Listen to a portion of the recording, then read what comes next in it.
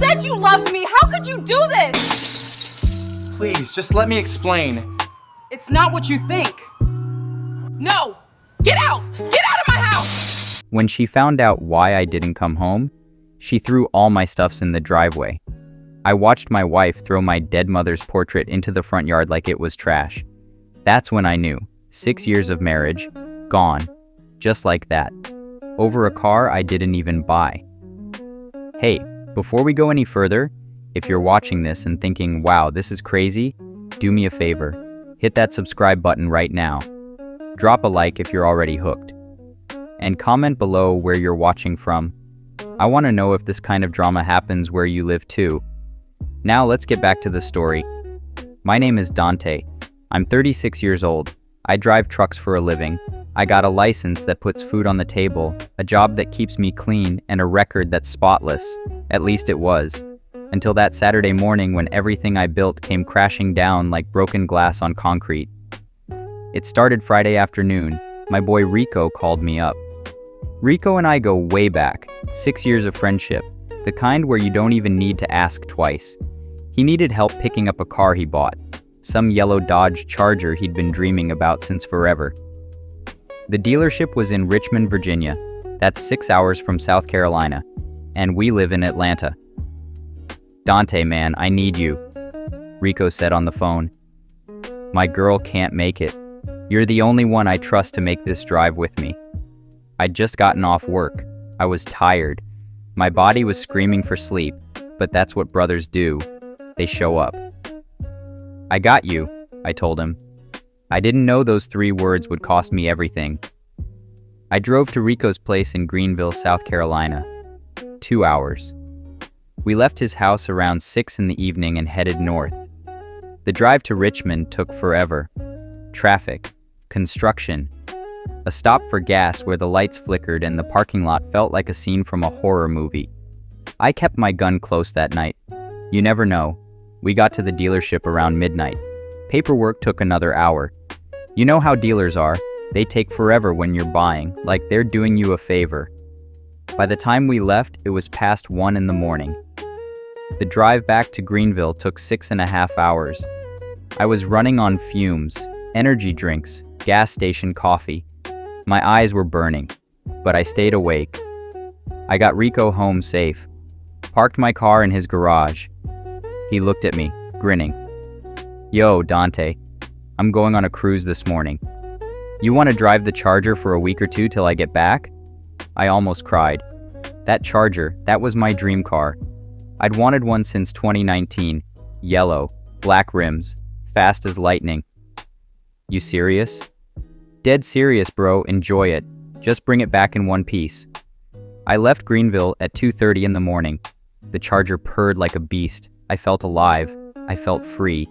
I sent my wife Maya a text. Told her I'd be home late. Told her I got Rico's car. Told her I loved her. She texted back, okay. That was it. Just okay. I should have known right then. That one word. That coldness. But I was too tired to think. Too excited about the car. Too stupid to see the storm coming.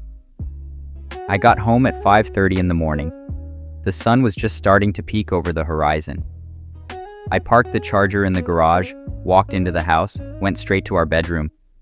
Maya was awake, sitting up in bed, arms crossed, eyes like daggers. Where were you? Baby, I told you. I was helping Rico get his car. We had to go to Richmond. It took all night. All night? Yeah, all night. I'm tired, Maya. Can we talk about this later? I didn't even wait for her to answer. I just collapsed on the bed. My body shut down. I was out in seconds. When I woke up a few hours later, she was gone. The house was quiet, too quiet. I checked my phone, 8 in the morning. I had a message from my job. Random drug test today. You need to come in now or you can't work tomorrow. I groaned. I didn't want to move, but I had to. Bills don't pay themselves. I went to grab my keys. That's when I realized I'd driven the Charger home. And that car? It had dark tint, illegal tint, 5% all around. I couldn't drive it to take a drug test. Cops would pull me over for sure. So I grabbed Maya's keys. We shared cars all the time. We were married. What's mine is hers. What's hers is mine. That's how it's supposed to work, right? I got in her car, a black Jeep, and pulled out of the driveway. I turned right at the stop sign, headed toward the clinic. Then my phone buzzed. A notification from our security camera. I looked at the screen. My heart stopped. Maya was outside, throwing my stuff into the yard, my clothes, my shoes, my drone, worth $1,000. And then I saw it, the thing that made my blood run cold. My mother's portrait. My mother passed away 3 years ago. That portrait was all I had left of her. A beautiful painting. Her smile, her eyes, the way she used to look at me when I was a kid, like I could do anything. And Maya threw it outside, into the dirt, like garbage. I turned the car around. I didn't even think. I just drove. My hands were shaking. My chest was tight. I pulled into the driveway, jumped out of the car. "Maya, what are you doing?" She spun around. Her face was twisted, angry, hurt. I didn't recognize her. "Where were you, Dante? Where were you, really?" "I told you. I was with Rico. I texted you. I called you. You came home at 5 in the morning. 5. Do you know how that looks? I was helping my boy. That's it. You're lying." "I'm not lying." But she wasn't listening. She picked up a glass cup from the porch, threw it at me. I ducked. It smashed against the garage door. "Maya, stop." She grabbed another cup. This time, she didn't throw it. She ran at me, swung it at my head. I blocked it with my arm. The glass shattered. Pieces fell to the ground. "Maya, please." She was screaming now, crying, swinging. I tried to grab her arms, tried to hold her still, but she was wild, out of control. "I'm not going to hit you," I said. "I'm never going to hit you. You're a woman. My mother taught me that. I'm not going to hit you." But she didn't care. She punched me in the mouth. I felt my lips split. Blood filled my mouth. I tasted metal. I pushed her away. Not hard, just enough to get space. I pulled out my phone, started recording. "Maya, stop. I'm recording this. You need to stop." But she didn't stop. She ran into the garage, grabbed a weed whacker, one of those long metal poles we use to cut grass. She held it like a spear. "Maya, put that down." She didn't. She came at me. I saw her eyes. I saw the rage. And I saw something else. Something that scared me. I saw someone who wanted to hurt me, really hurt me. That's when I remembered. Her gun. Maya kept a gun in the house. A Glock. She always said it made her feel safe, but right now I didn't feel safe at all. I ran into the house, found the gun on the nightstand, grabbed it, checked it. No bullet in the chamber. Good. I put it in my pocket. Then I went back outside. Maya was still holding the weed whacker. She was breathing hard, crying, shaking. "Put it down," I said. "No." "Maya, please put it down." She didn't. She took a step toward me, raised the pole. I pulled out the gun, held it up, not pointing at her, just holding it, so she could see. "Stop playing with me," I said. She froze. Her eyes went wide. For a second, I thought she'd drop the pole. I thought she'd calm down. I thought this nightmare would end. But then she screamed, dropped the pole, ran toward the garage, hit the button to close the door. I ran after her. "No, don't close that. Rico's car is in there." She hit the button again. The door started to go down. I pushed it back up. She hit it again. We were fighting over a garage door, like kids, like strangers. "Maya, stop. No, get out. Get out of my house. It's our house. Not anymore." That's when I heard the sirens. Someone had called the cops. I don't know who. Maybe a neighbor. Maybe Maya. Maybe both of us. I don't remember. All I remember is the red and blue lights. The officers walking up the driveway, the way they looked at me, at her, at the broken glass, at the weed whacker, at the gun in my hand. "Put the gun down," one of them said. I did. I put it on the ground, kicked it toward them, raised my hands. "It's not loaded," I said. "I swear, it's not loaded." They didn't care. They checked anyway. They checked everything. The gun, the car, the house. They asked questions, so many questions. Who hit who? Who threw what? Who started it? I told them everything. About Rico, about the car, about the drive, about coming home, about the portrait. About the glass, about the weed whacker, about the gun. Maya told them her version. I don't know what she said. They pulled us apart, made us stand in different places. Like we were criminals. I wasn't a criminal. I'd never been arrested in my life. Never even got a speeding ticket. I was a good man, a working man, a man who loved his wife. But right now I felt like a stranger, like someone I didn't recognize. The officers talked to each other, looked at the cameras, watched the footage. I could see them pointing, nodding, writing things down. Then one of them walked over to Maya. "Ma'am, turn around. Put your hands behind your back." "What? Why?" "You're under arrest for battery." "What?" He pointed a gun at me.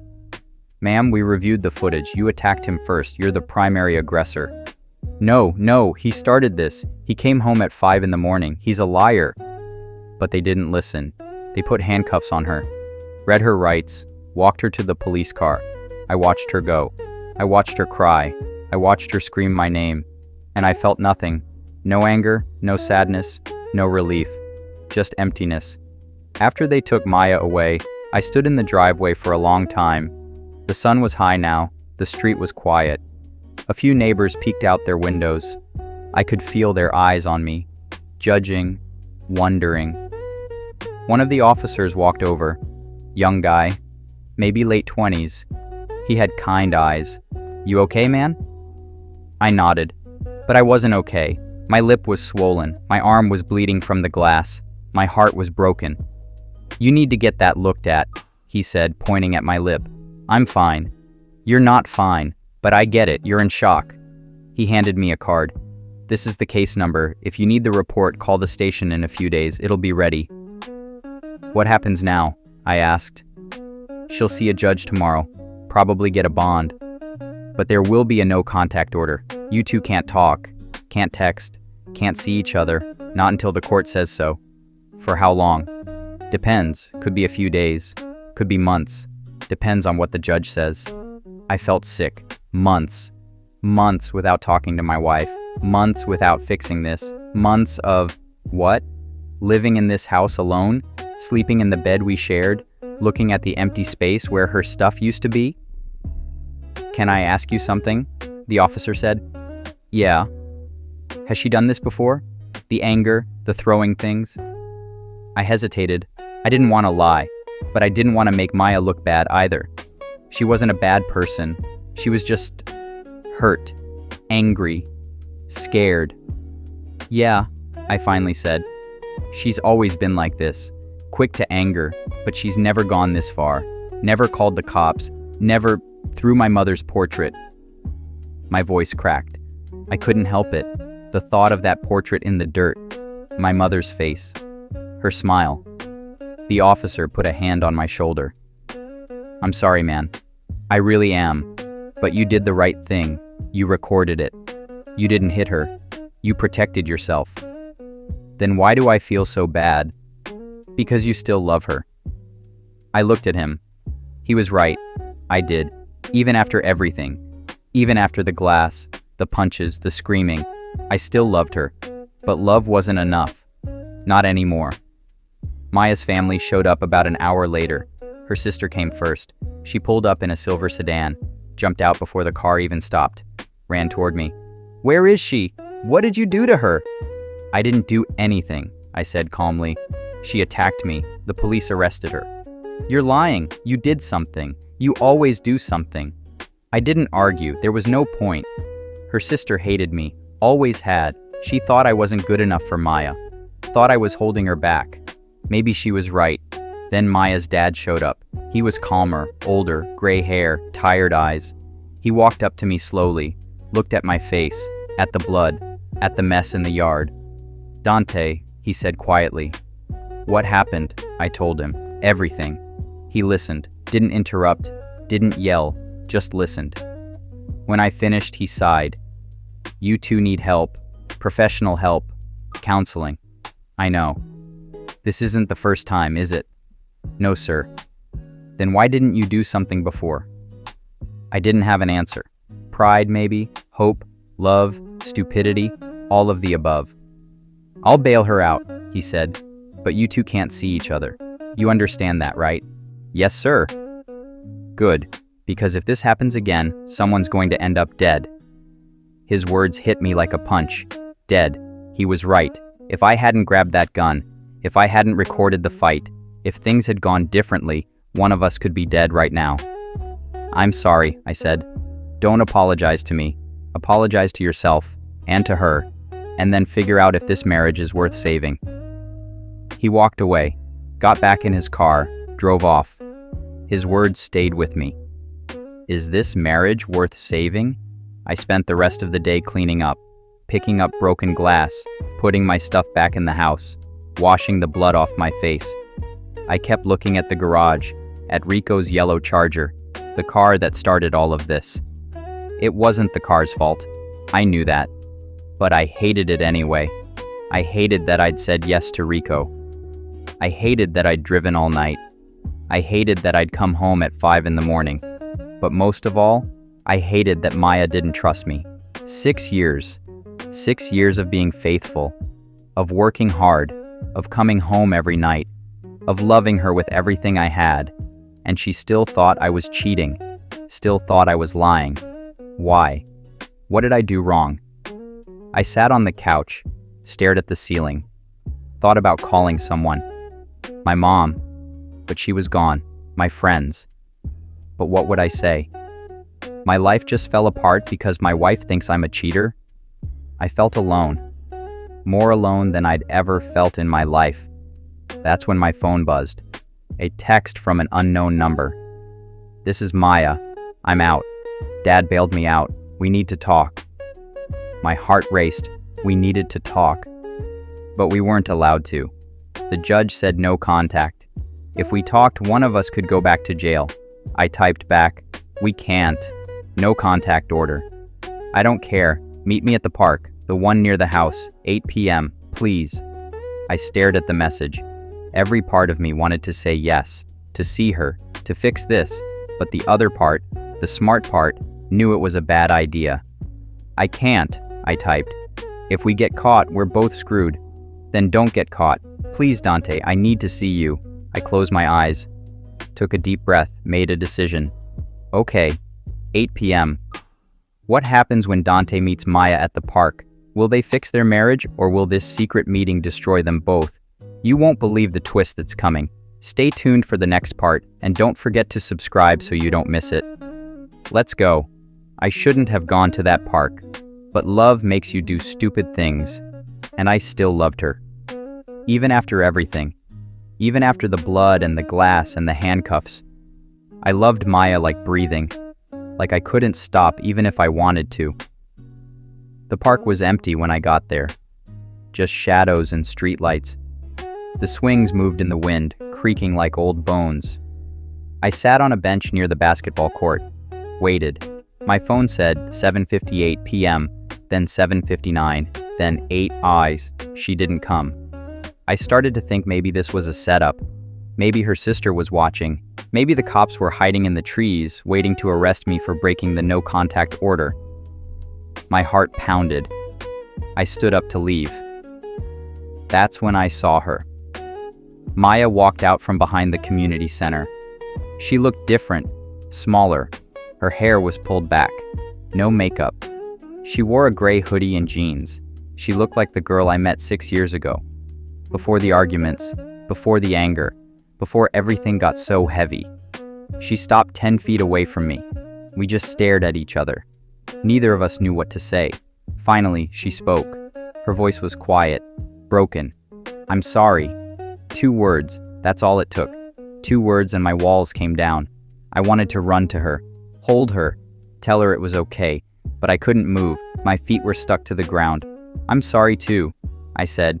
She took a step closer, then another. She was crying now.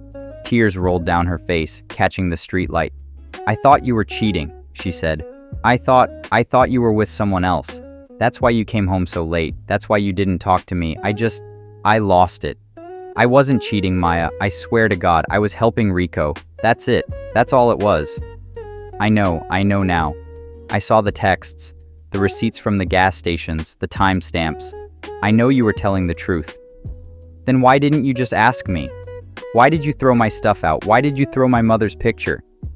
She covered her face with her hands, sobbed. I don't know. I don't know, Dante. When you didn't come home, my mind went crazy. I started thinking about all the times you worked late, all the times you came home tired. I started thinking, what if he has someone else? What if I'm not enough? You're enough, Maya. You've always been enough. Then why does it feel like I'm losing you? Her words hit me in the chest, because she was right, she was losing me. Not to another woman, not to the streets, but to exhaustion, to silence, to the slow death that happens when two people stop talking, stop listening, stop trying. You're not losing me, I said. But even as I said it, I wasn't sure if it was true. She walked closer, close enough that I could smell her perfume. The same perfume she wore on our wedding day, lavender and vanilla. Can I hug you? She asked. I nodded. She wrapped her arms around me, buried her face in my chest. I held her tight, felt her shake, felt her tears soak through my shirt. And for a moment, just a moment, everything felt okay. Like we could fix this. Like we could go back to the way things were, but then she pulled away, looked up at me with red eyes. I need to tell you something, she said. My stomach dropped. What? I'm pregnant. Time stopped. Pregnant. That one word changed everything, again. How long have you known? I asked. 2 weeks.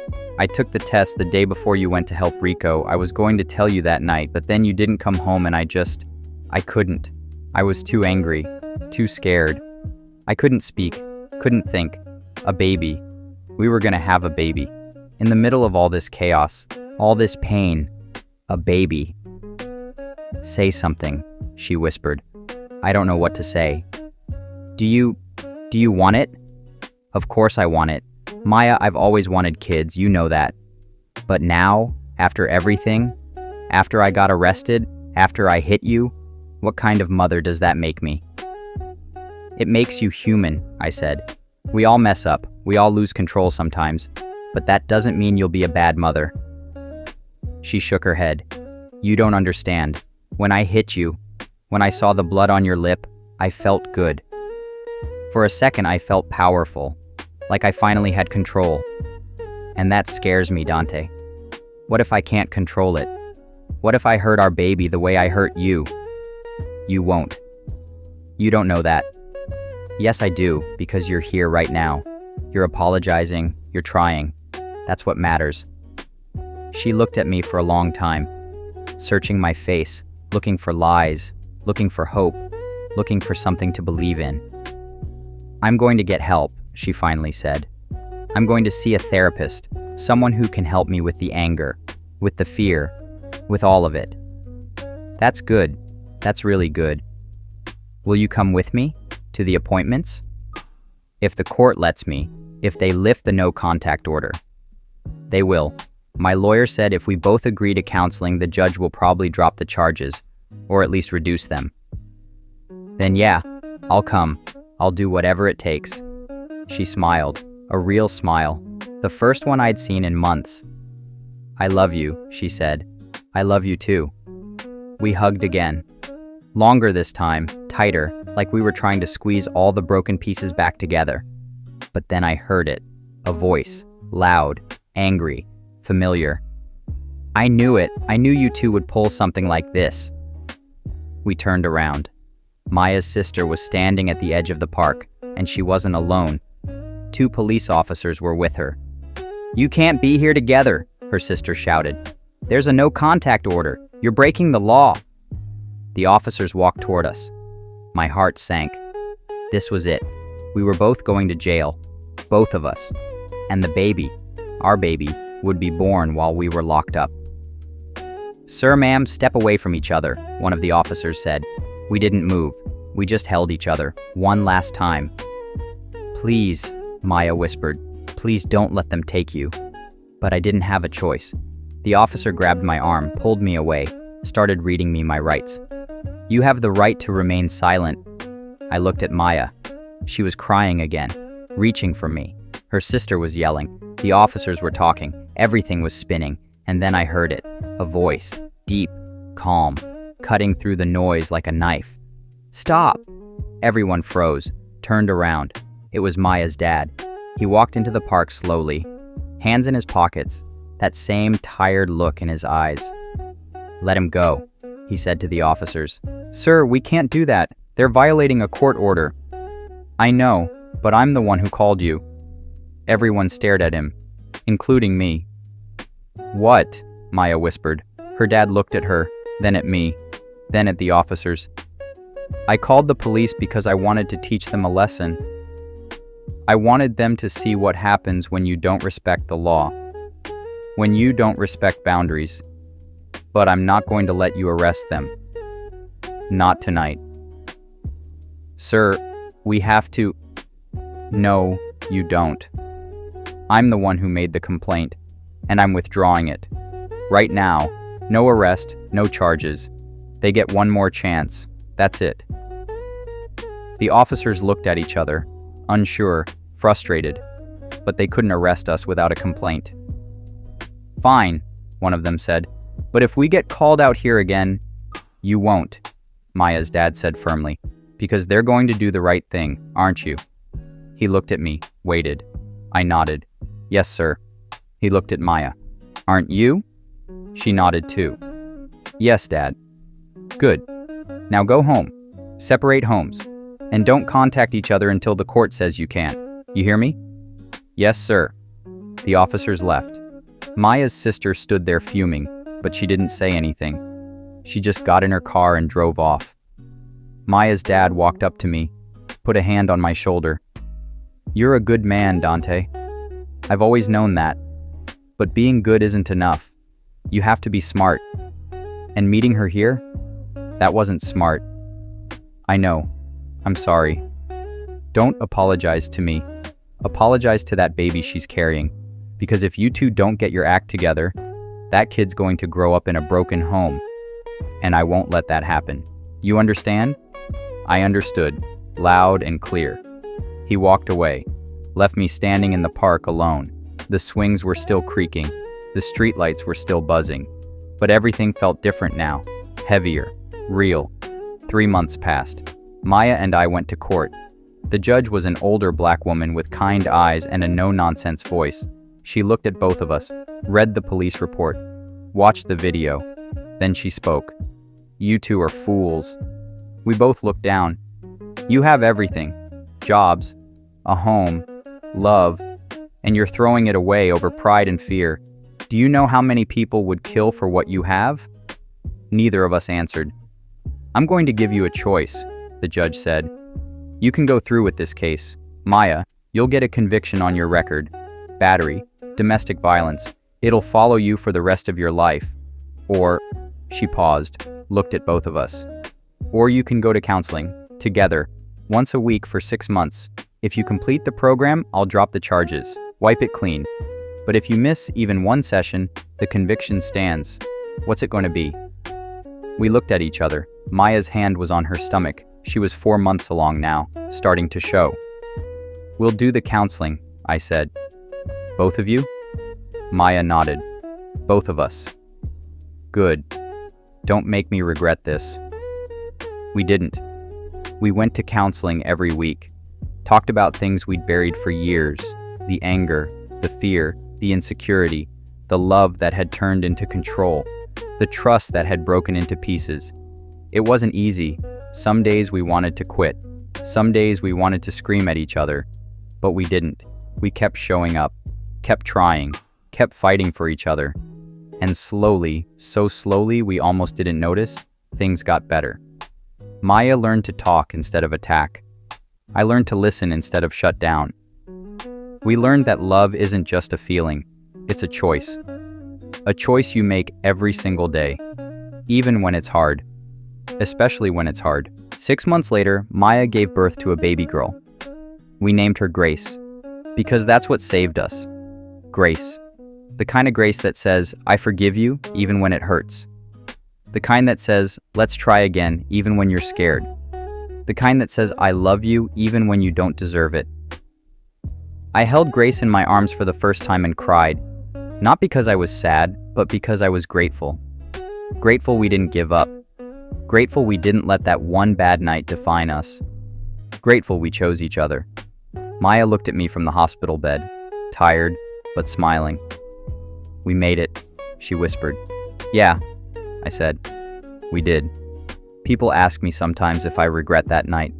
The glass, the blood, the arrest, the court, all of it. And honestly, I don't, because it woke us up. It showed us who we were becoming. It gave us a chance to change before it was too late. Not every couple gets that chance. Some people stay broken forever. Some people never learn. Some people end up in graves or prisons or empty houses with nobody to hold, but not us. We got a second chance, and we didn't waste it.